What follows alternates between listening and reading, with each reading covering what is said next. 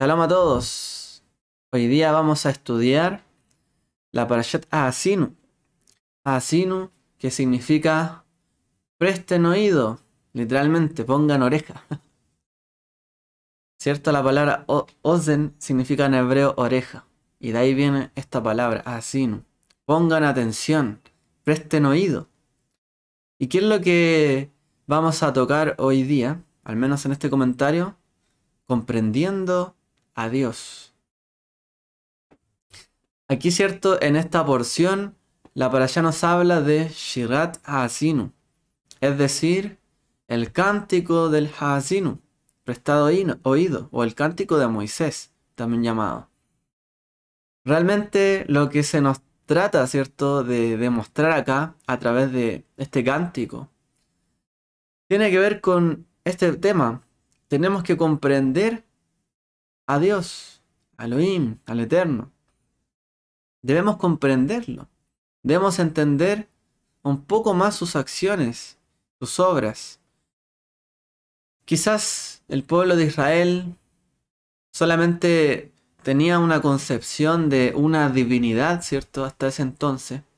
No podemos culparlo del todo, ¿cierto? Al pueblo de Israel de estas cosas, pero ellos no conocían todavía al Eterno, ¿cierto? Al Eterno Dios de Israel. No tenían un conocimiento acabado una vez que salieron de Egipto, sino que ellos lo fueron conociendo, fueron comprendiendo al Eterno. Y también tuvieron que ir quitando poco a poco aquellas concepciones o incluso prejuicios sobre la divinidad, sobre Dios. Ellos entendían, ¿cierto?, muchas veces a los dioses a través de figuras no solamente literarias, como metáforas, sino que a través de figuras físicas.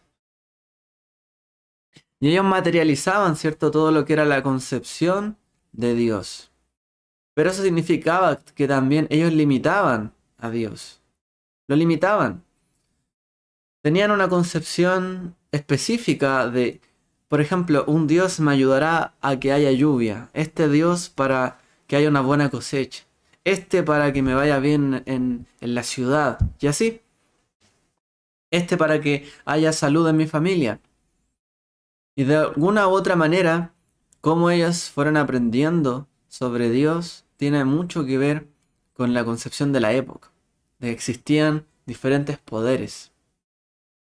La Torá, si bien nos habla, ¿cierto?, de que hay un solo Dios, que Él es uno, y que más adelante, ¿cierto?, dice si no hay otro Dios fuera de Él.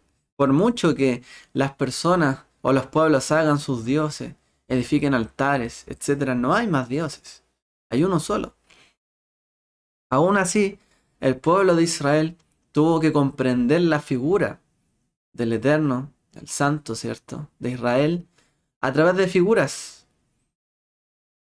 Entonces, la manera, ¿cierto?, en que este cántico nos habla, como habló también al pueblo de Israel en la época, es a través de muchas figuras. Si nosotros leemos, ¿cierto?, Haazinu hasta para allá, realmente nos damos cuenta de que dice, yo soy esto otro, como tal cosa hace esto, y como tal y tal y tal y tal. No significa de que Moshe esté encasillando a Dios, que lo esté colocando, ¿cierto?, con límites, sino que, ¿cierto?, a través de esta comparación está buscando de que el pueblo de Israel pueda conocerlo.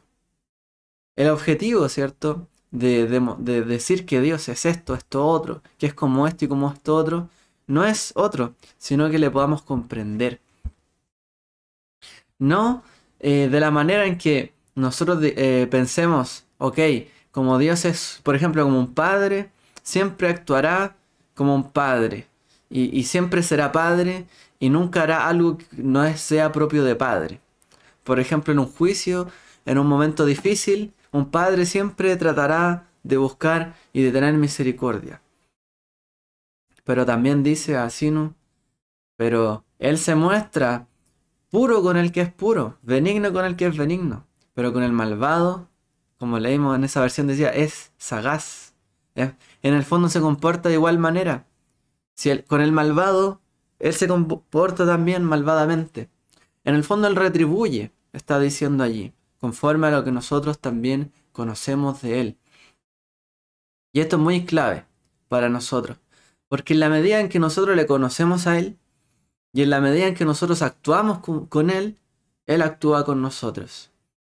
De allí, cierto, la importancia de comprender bien a Dios, de comprenderlo bien, porque en la medida en que nosotros le conocemos, y cada vez más, Él así, cierto, se comporta con nosotros.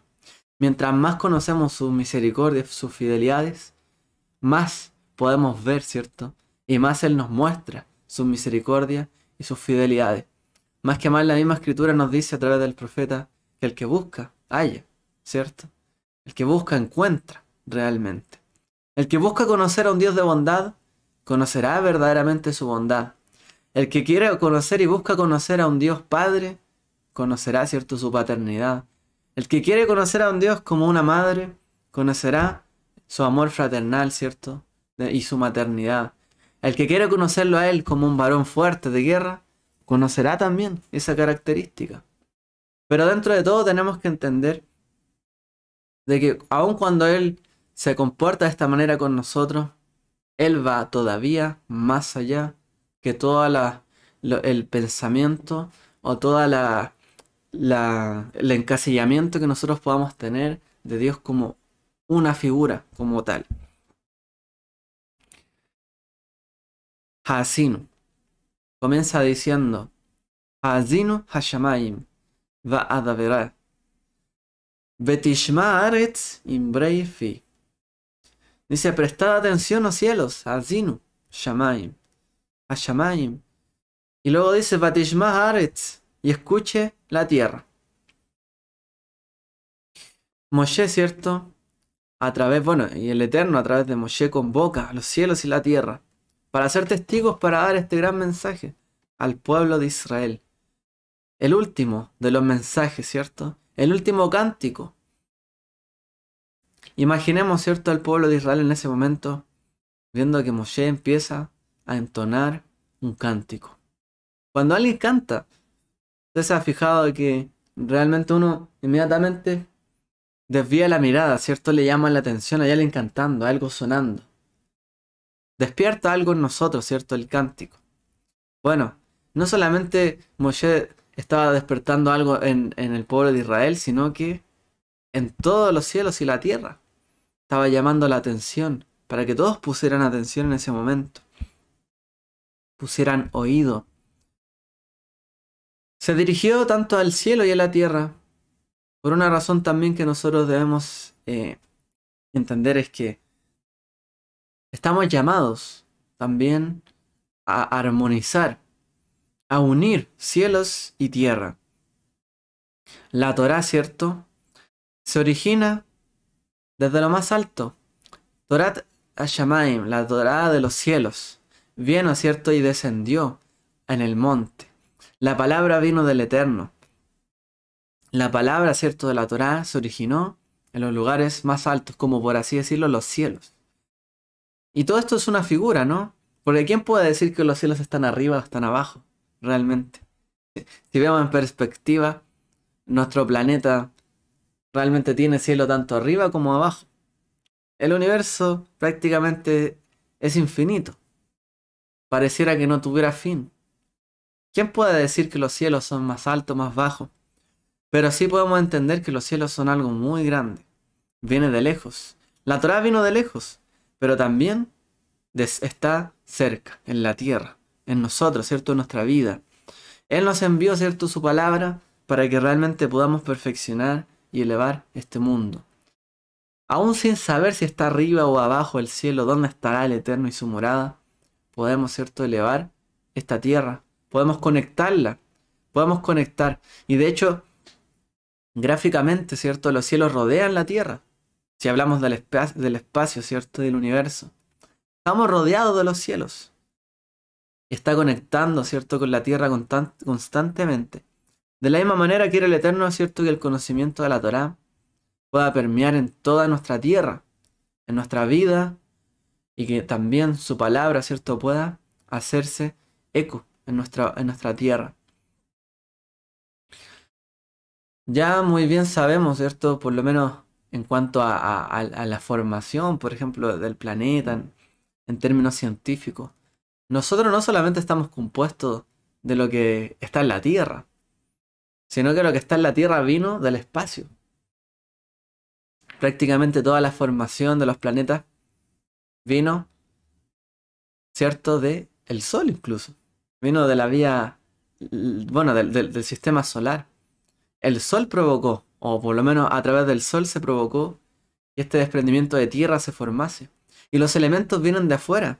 Y todo viene de afuera. Todo viene, por así decirlo, de los cielos. Para que se sentara aquí en la tierra y formara la vida. Esto es un hecho científico. Realmente muchas y prácticamente todas las cosas se formaron de afuera. De la misma manera, la Torá viene de los cielos. ¿Para qué? Para que haga vida, ¿cierto? Se asienta en la tierra y haga vida en nosotros. No tiene sentido que los cielos vengan a la tierra si realmente no se asienta y no permanece aquí en la tierra. Por lo tanto, este testimonio también de Moshe está diciéndole al pueblo: todo lo que yo les mandé desde los cielos, desde los altos cielos, ¿cierto? Incluso la Torá es para que ustedes la cumplan en la tierra, la hagan germinar, pueda crecer. Y ese conocimiento, ¿cierto?, que entendemos de él, podamos conectarlo, los cielos y la tierra. Cuando nosotros, ¿cierto?, cambiamos nuestra vida, cuando nosotros sabemos qué significa realmente, de dónde proviene, no nos queda otra cosa sino que poder conectarnos nuevamente y elevarnos, ¿cierto? Y esto es un testimonio realmente de nuestra misión en este mundo, de la misión de Israel. Conectar los cielos y la tierra. Tiene que ver, ¿cierto?, en conectar la eternidad, lo infinito, la eternidad, ¿cierto?, con lo que Dios hizo el mundo y de la cual nosotros provenimos con nuestra vida. Y la eternidad que puso en el corazón pueda también germinar en nuestra vida a través de nuestras acciones y pensamientos. Entendiendo a Dios a través de metáforas. Como les decía al inicio, realmente es sabido, ¿cierto?, de que las personas entendemos, comprendemos a Dios a través de las cosas que vemos. Porque lo que no vemos y no conocemos, difícilmente podemos interpretar. Por lo tanto, interpretamos a Dios de una manera, y en la Torá se describe de una manera como si fuese físico, un hombre. Como si tuviese sentimientos, como si Él caminase, como si Él engendrase, como si Él se pusiese de pie, como si Él alzara su mano, como si Él se sentara en un trono, como si Él, ¿cierto?, caminara, como si Dios fuera como un padre o una madre, o como si tuviese una mano, o como si tuviese espalda, y tantas otras figuraciones, ¿cierto?, que nos presenta la Torá. No es que nosotros tengamos que entender que Dios es un hombre, es una persona, sino realmente son maneras en que nosotros lo podamos conocer.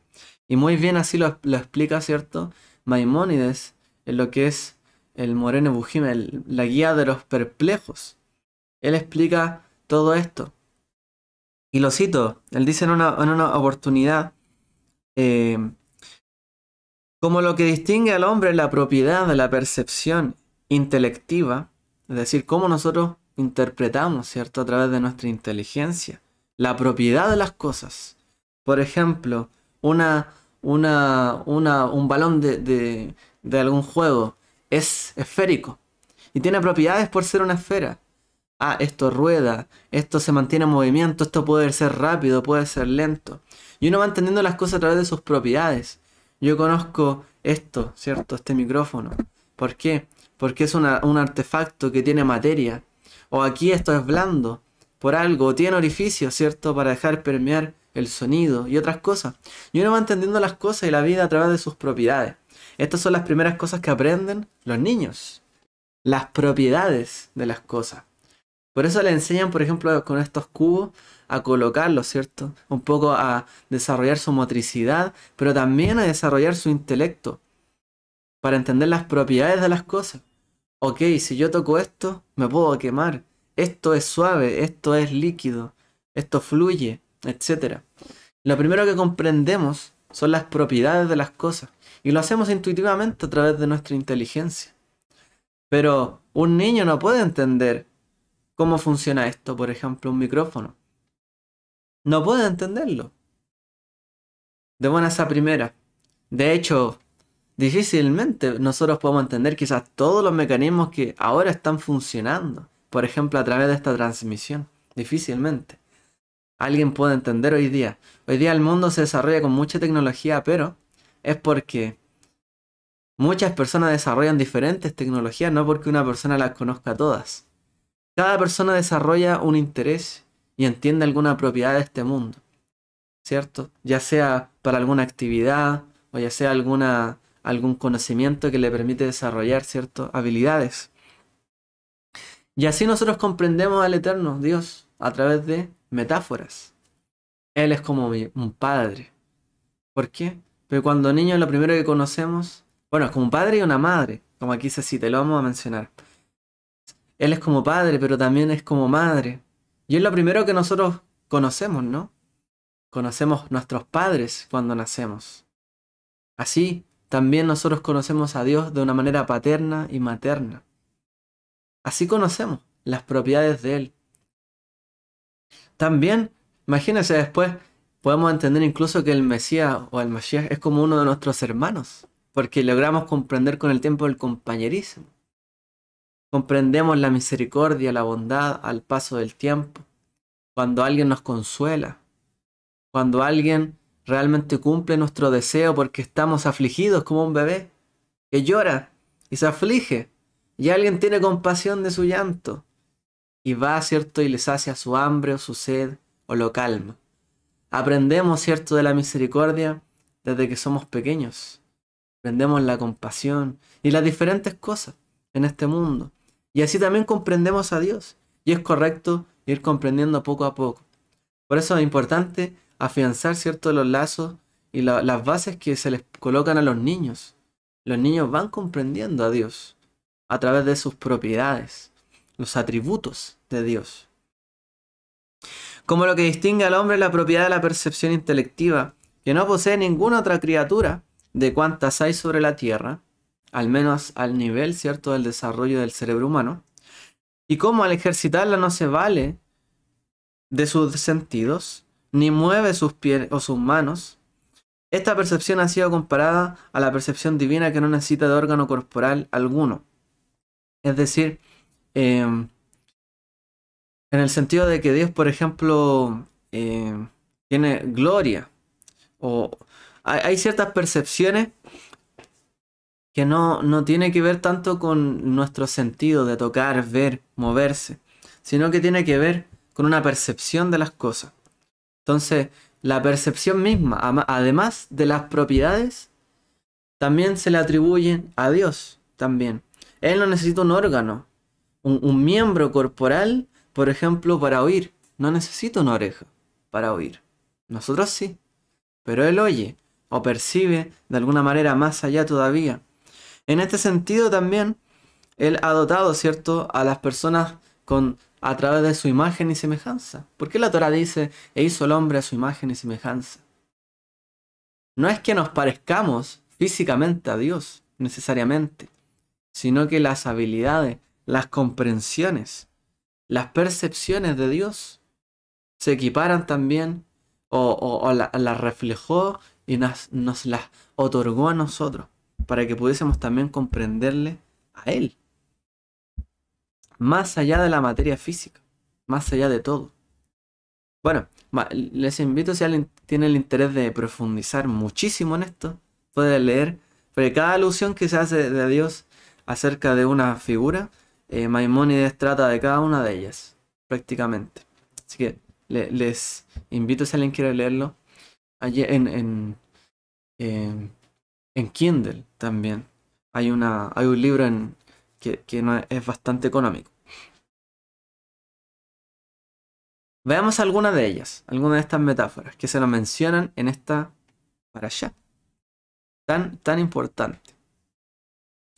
Realmente, como les decía, todo fracasaría si el pueblo de Israel no conociera bien a Dios, no lo entendiera. Si no entendiera bien por qué le estaba dando la Torá, ¿Por qué toda esa instrucción?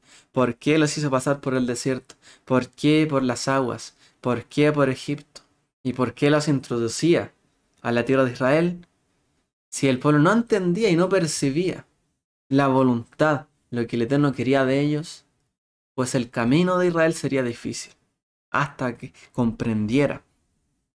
Si no entendían cómo los cuidó con amor, cómo los trató por el desierto, cómo los llevó como un niño, tomados de la mano, cómo los protegió en el desierto, cómo los instruyó, como padres instruyen a sus hijos, como un maestro, difícilmente Israel prevalecería. Entonces dice, la roca, Hatzur, dice en hebreo, su obra es perfecta. Tamim, porque todos sus caminos son justos. Dios de fidelidad y sin injusticia. Justo, tzadik, veyashar, y recto es él.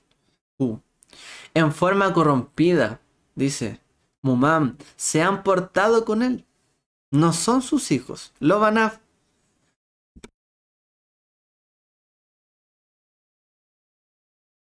Perdón. Dice, no son sus hijos, lo van a, debido a los defectos de ellos. Son una generación perversa, dice Ikesh, y torcida, Petaltol. ¿Así pagáis al Señor, oh pueblo insensato e ignorante? ¿No es Él tu padre, vieja, que te compró, Él te hizo y te estableció? Luego, cierto, de haber hecho una breve introducción, Moshe, sobre lo que estaba, cierto, llamando a ser, dice estas palabras. La roca, Hatzur.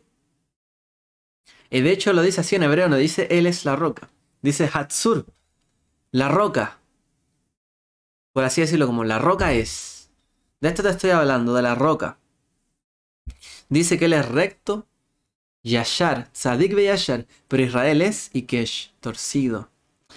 Las obras de Dios son Tamim, pero las sombras de las personas o de Israel son Mumam, manchadas.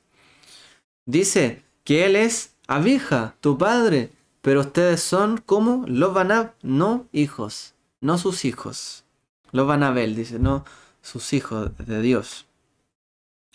Entonces hay un contraste claro en este poema, ¿cierto? Que hace Moshe. Es un contraste que él hace para llamar, ¿cierto? A él la roca, en el fondo él es inmutable. Él no cambia, él permanece. La roca en la antigüedad significa eso. Es inmovible, es imperecedero, él es el mismo, él es la roca. Su obra es perfecta, todo es justo, es fidelidad y todo justicia. Es recto. El problema son ustedes, que no son rectos, al contrario, son perversos. Él siempre es padre, pero ustedes se comportan como los Banab, como no sus hijos. Él, ¿cierto? Es como tu padre, pero tú no tus hijos, no su hijo. Y así, Él es cierto, hace todo perfecto, pero ustedes son generación perversa. Él es siempre justo y recto, pero ustedes son perversos y torcidos. Dios está mostrando realmente que Él es inmutable. Él no cambia. Él siempre es el mismo. Nosotros le conocemos a Él a través de diferentes percepciones, propiedades, por así decirlo. Pero siempre es el mismo. Él no cambia. Eso está diciendo acá. Por mucho que a mí me comparen, yo no cambio. Pero ustedes sí cambian. Por lo tanto, cualquier comparación que podamos hacer del eterno de Dios es un vago intento, ¿cierto? Por realmente tratar de comprenderlo a Él. Es un intento finalmente inútil de tratar de comprenderlo a Él. Solo podemos comprender una ínfima parte de Él cuando logramos percibirle, pero aún así es muy poco. Y cualquiera que quiere pretender decir yo conozco a Dios y tal cosa, bueno, realmente, si conociéramos siempre cómo es actuar como padre, nuestros hijos o los hijos jamás nos criticarían nada, ni cuestionarían nada.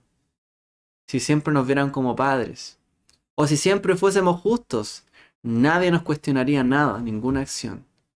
Pero nosotros sí fallamos. De nosotros es la mancha. Tenemos toda una vida todavía por conocerle a Él, para tratar de comprenderle.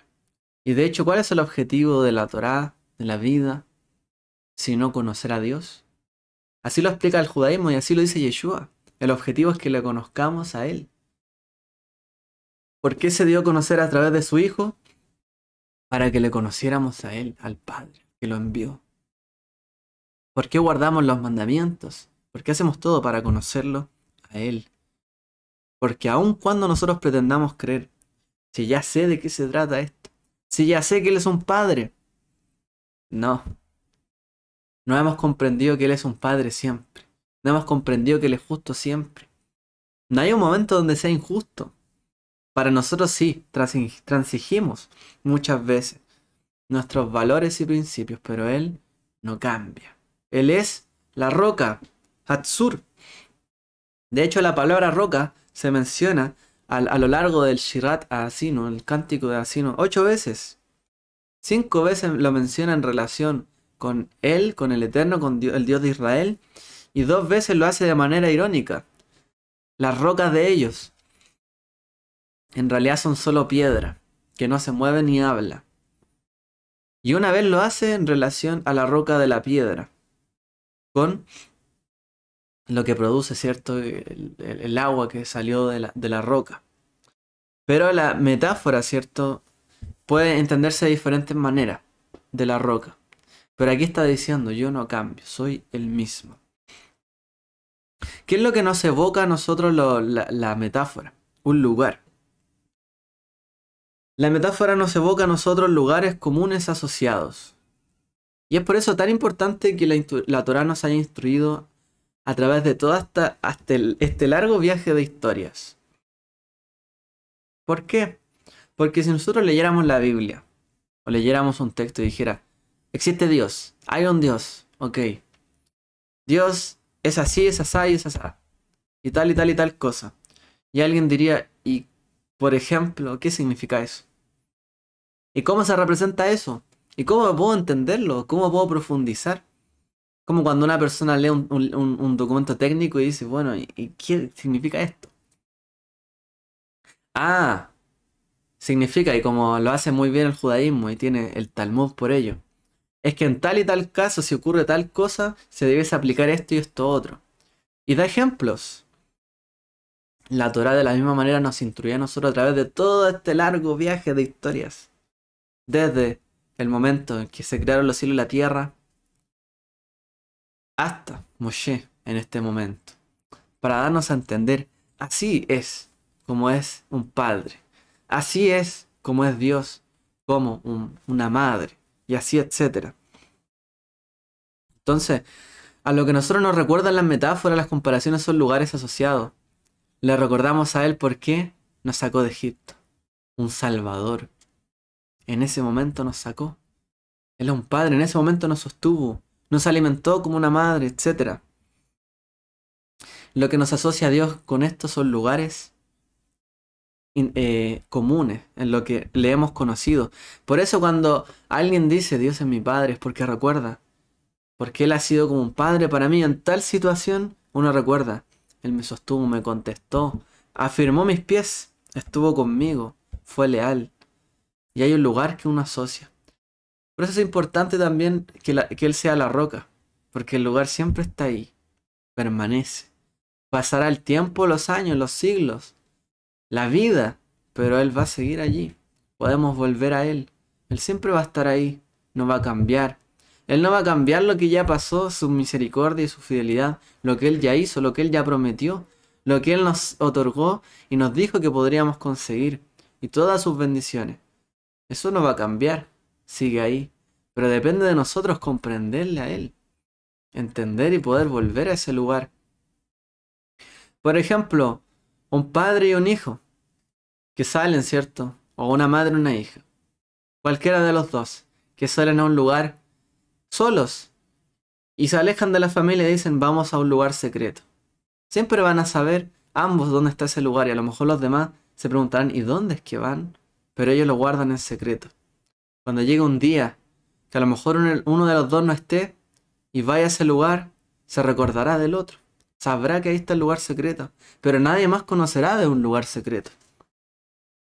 De la misma manera, tenemos que esforzarnos en conocer a Dios de una manera íntima, secreta, de una manera en que podamos comprender mucho más, para que cuando Él nos hable, recordemos de aquellos lugares donde hemos estado con Él, en el cual Él nos ha hablado, nos ha dado claves, para que nosotros podamos comprender las situaciones, o cómo Él nos está hablando.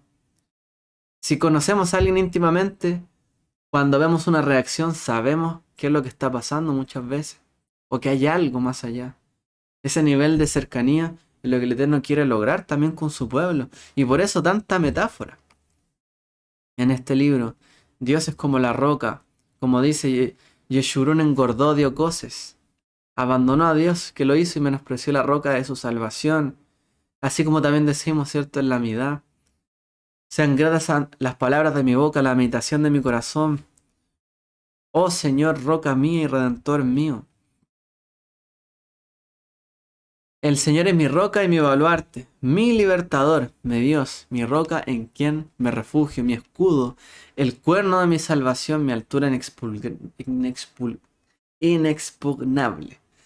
Invoco al Señor que es digno de ser alabado y soy salvo de mis enemigos.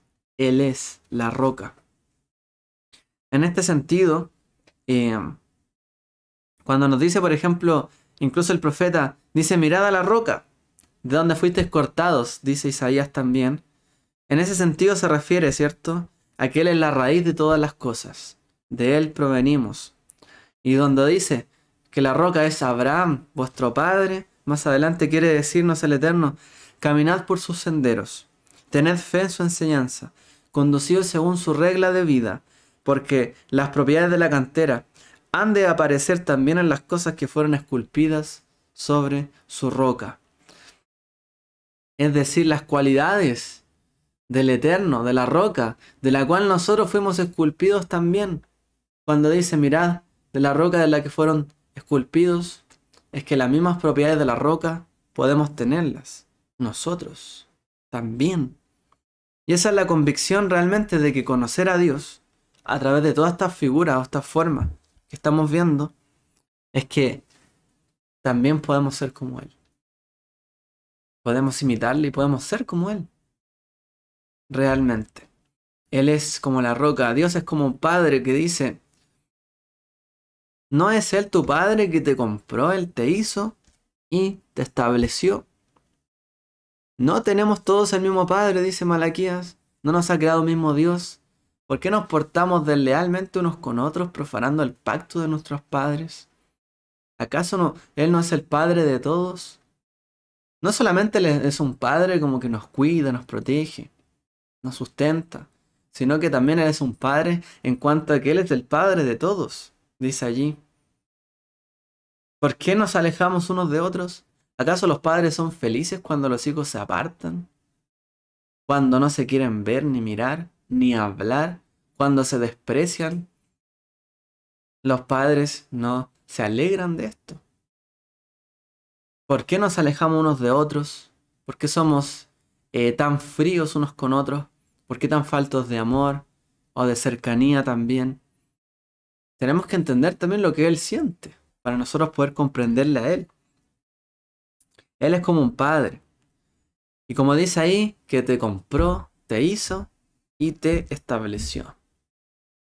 Te compró, te liberó, ¿cierto? Te redimió. Él te hizo lo que tú eres y te estableció donde estás ahora. Eso es un padre. El padre, ¿cierto?, que te dio, te trajo la vida, te trajo a la luz, te dio, ¿cierto?, vida. Te hizo lo que eres y te estableció y te dio un lugar seguro para que tú te desarrolles la vida. Él es tu padre. Porque como un padre se compadece de sus hijos, así se compadece el Señor de los que le temen. Porque tú eres nuestro Padre, aunque Abraham no nos conoce, ni nos reconoce Israel. Tú, Señor, eres nuestro Padre. Desde la antigüedad tu nombre es nuestro Redentor. Aunque no, digamos, nuestro Padre es Abraham. Bueno, Abraham no nos conoció. Quizás muchos dirán, tú no eres judío, tú no eres parte de Israel. Israel te va a desconocer. Pero como ahí dice, pero tú, Señor, eres nuestro Padre. Desde la antigüedad tu nombre es nuestro Redentor. Aun cuando todos te despreciaren, aun cuando todos te rechazaren, Él es nuestro Padre. Sepamos que es así. Dios es un guardia también. Es como un párpado, es como una pupila.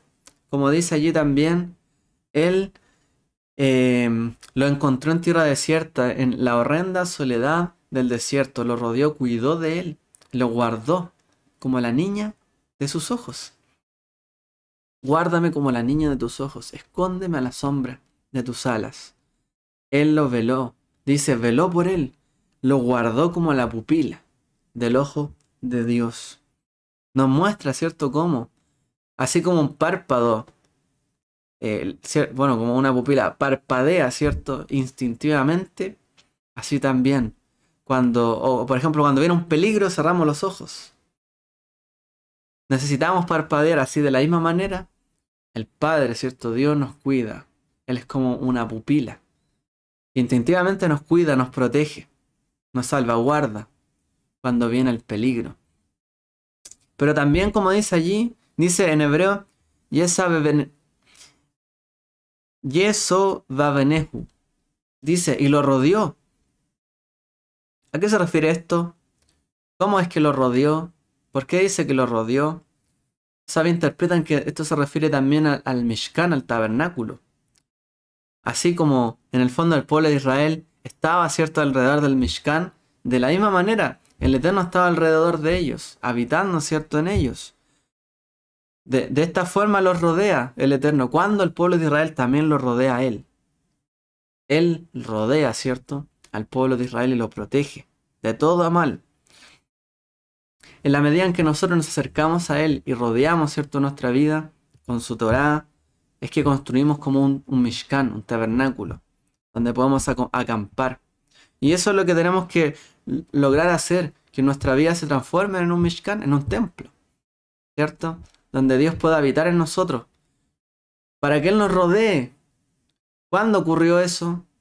Cuando nosotros lo rodeamos a Él también, cuando Él está en el centro de nuestra vida, de nuestro pueblo, de nuestra familia. En ese momento, ¿cierto?, Él nos rodea también, nos protege y nos guarda. Y Él nos atesora y nos cuida instintivamente. Y nada nos puede tocar. Y nada, ¿cierto?, nos puede dañar. Dios es como un águila también. Wow, o sea, se refiere como un águila.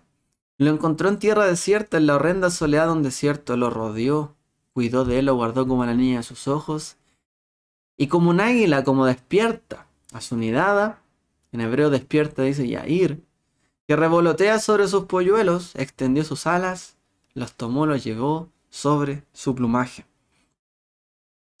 Como un águila vela por sus crías, como un águila despierta a su nidada. De esa manera, hay quien dice que ese término Yair, donde dice que el águila despierta a su nidada, puede significar también protegerse o protegerla. Él protege a su nidada.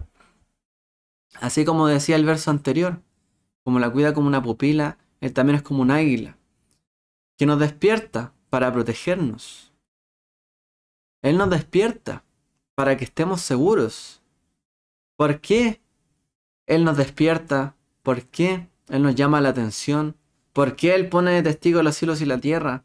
Para que Israel se dé cuenta y despierte de su letargo espiritual, para cuidarnos, para que abramos nuestros ojos y veamos todo lo que Él está haciendo por nosotros. Despierta, date cuenta cómo Él, ¿cierto?, te cuida, cómo Él te guarda, cómo Él te protege, cómo Él te ha cuidado hasta aquí, te ha llevado como alas de águila, dice la Torá, por el desierto.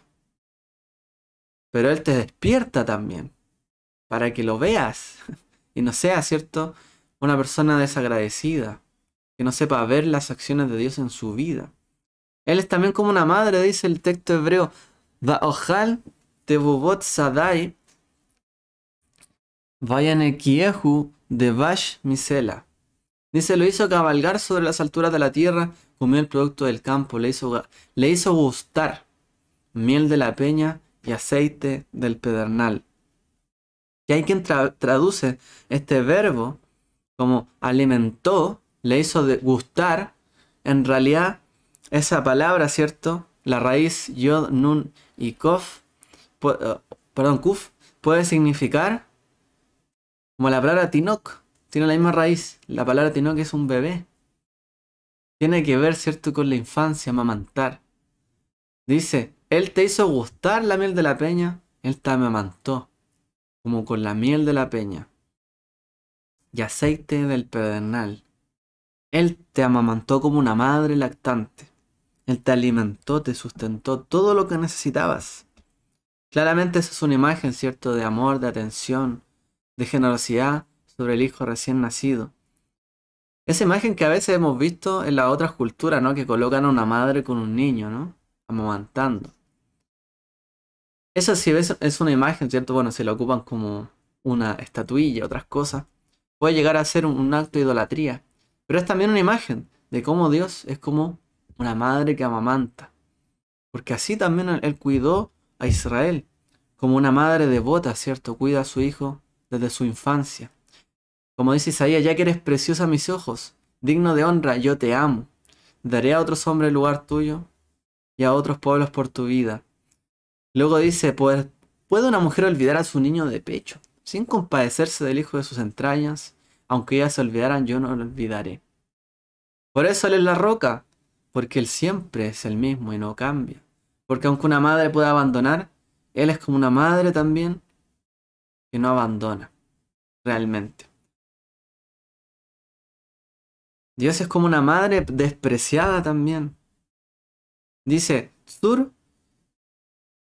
y él la deja. Teshi batishkach el mejoleja. Despreciaste a la roca que te engendró y olvidaste al Dios que te dio a luz. Dice y la deja. Maimónides nos explica en el texto, ¿cierto?, que les mencionaba, aquí a los perplejos, que esa palabra, ¿cierto?, tiene que ver con engendrar, crear, tiene que ver, ¿cierto?, con producir, algo que nace, que se produce, que germina. Esta palabra es un sentido figurado, también explica él, para referirse a la formación de pensamientos e ideas, de opiniones también. Como dice el Salmo, y produjo o engendró falsedad. Y cuando una persona instruye a otro en algo y le acrecienta en conocimiento, puede de manera semejante considerársela a él como un padre o como una madre, también que le enseña o le da fruto o alimento a otra persona, o que lo engendra en algún conocimiento. Entonces, esa comparación, ¿cierto?, que hace aquí. Dice, Él es la roca que te engendró. Él formó también quien tú eres, te instruyó, te enseñó, te acrecentó, te formó también un pensamiento, una idea en ti. Pero tú te olvidaste al Dios que te dio a luz. No solamente se refiere a algo físico, sino también a lo que nosotros comprendimos. Es como cuando los hijos llegan a traicionar a los padres, muchas veces. Lamentablemente pasa esto. Desprecian la enseñanza de sus padres, quienes le enseñaron quiénes son, o cuando una persona se olvida de quién le enseñó, lo que aprendió, y una vez que le va bien, se olvida y nunca le agradece. Es como una madre despreciada que alimentó a su hijo toda su vida, que le dio de comer, lo sostuvo y se sacrificó y perdió a lo mejor y a lo mejor cambió el perseguir sus sueños por criarlos, por alimentarlos, por engendrarlos, darles pensamiento, y el día de mañana se comportaran de forma esquiva, fría, y lo despreciaran. Así decía Moshe, despreciaste a la roca que te engendró, que engendró en ti también lo que tú eres hoy, tu pensamiento y lo bueno que tienes. Te olvidaste del que te dio a luz, el que te enseñó la Torá y te instruyó. Te olvidaste de él. Así, Dios también se compara, no solamente se compara a Dios con algo positivo en este sentido, sino también, en el fondo, esto nos da a entender, es cómo nosotros le conocemos a Él, cómo nosotros le tratamos a Él. Él nos puede tratar como un águila que cuida su nidada y nosotros le conocemos. Nos puede tratar como una madre que siempre nos cuida, nos ama, nos protege, nos da todo lo que necesitamos si le reconocemos y nunca nos olvidamos del que nos dio a luz y que nos ha engendrado. De la manera en que nosotros le tratamos a Él, dice, con el que Él es benigno, Él se muestra benigno. Con el que es justo, Él es justo. Con el que es recto, Él es recto. Con el que es misericordioso, Él es misericordioso. Pero con el que es malvado, Él también se comportará así, malvadamente con Él. Porque hay retribución en este mundo. Así, no entendamos como lo entendieron o como lo comprendieron en la antigüedad el politeísmo, ¿cierto? De que a Dios, si hay una divinidad, la conocemos a través de figuras, idolatramos, adoramos esas figuras. Es de la manera en que nosotros le tratamos a Él, como le conocemos, ¿cierto? A Él. Y cómo Él se da a conocer a nosotros. ¿Por qué no elegir una sola metáfora para describir a Dios de forma directa y coherente? ¿Por qué no basta con decir Él es Elohim? No, Elohim, Sebaot, Él, y tanto, el Elión, Shaddai y tantos nombres que podemos llegar a conocer. ¿Por qué no utilizar una sola metáfora? Él es Dios, el poderoso, como significa Dios, ¿cierto? En hebreo, Él, o Elohim, poderoso, Él es fuerte. ¿Por qué considerarlo así? De hecho, Dios, la palabra Dios, significa como resplandor, ¿cierto? La palabra Theos, de donde viene Dios, ¿cierto? Tiene que ver con un resplandor, con el trueno, con el amanecer, como un resplandor. Dios es como el alba. Pero ¿por qué no basta con una sola? ¿Por qué se le imagina a Él como una roca, como una madre, como un águila, como un padre, como quien ha dado a luz, como quien protege? Bueno, nos enseña esto, obviamente, que ninguna comparación que podamos hacer de Él nos va a llevar a comprender de forma completa, inequívoca y profunda y absoluta cuál es la conexión que tenemos con Él, porque es muy compleja. No hay una sola manera de comprenderlo, es muy complejo la relación que tenemos con Él. La conexión que tenemos con Dios, con el Eterno, es algo maravilloso, pero es muy complejo. Y no hay algo con lo que lo podamos comparar realmente. Como dice Oseas 11:9, dice, Lo ese Jarón, apilo ashub, le shahet Efraim, kilo el anoji, velo ish, bekirveja kadosh, velo abo beir. No ejecutaré el furor de mi ira, no volveré a destruir a Efraim, porque yo soy Dios. Dice en hebreo, ki el anoji, porque Dios soy yo. Velo ish, y no hombre, el santo. Bekirveja kadosh, en medio de ti soy el santo y no vendré con furor. Yo soy Dios y no hombre. Por mucho que queramos compararlo a Él, no hay un ser que no se equivoque en este mundo, no hay hombre que nos falle, ni persona, ¿cierto? Nos referimos a la humanidad. No hay persona que nos falle ni que se equivoque, sino realmente no podemos compararlo con nada. No podemos ningún modelo, ni siquiera decirlo, él es el Padre. Ningún modelo puede llevarse en el fondo toda la gloria, o ningún antropomorfismo, que es como se llama correctamente, puede llegar a completar, ¿cierto?, el conocimiento de Él. No hay, no existe. Solamente queda nuestro intento, ¿cierto?, de profundizar en Él, en quién es Él, de tratar de comprenderlo, tiene que venir de nuestro esfuerzo. Porque yo estoy seguro de que cada uno de nosotros puede llegar a conocerlo a Él de una manera especial y única, un trato único. En la medida en que nosotros le conocemos, Él también se da a conocer a nosotros. Y la relación de cada persona es única. Es diferente. Por eso, conozcámosle a Él, esforcémonos. Él tiene algo especial para nuestra vida, para cada uno de nosotros. Pero tenemos que buscarle y buscar comprenderle a Él. No podemos dejar pasar el tiempo y no hacerlo. Dios está buscando que lo comprendamos, para que nos demos cuenta de todo lo que Él hace por nosotros. Así es como le dice Israel, yo te cuidé y hice todo esto por ti en el desierto. No te olvides. Para finalizar, dice la Torá, Ki lo davar rek humikem, ki hu hayichem, uvadavar ase ta'arihu, yamim al ha'adama asher atem ovrim et ayarden shama le rishtah. Porque esta es palabra, perdón, porque no es palabra inútil.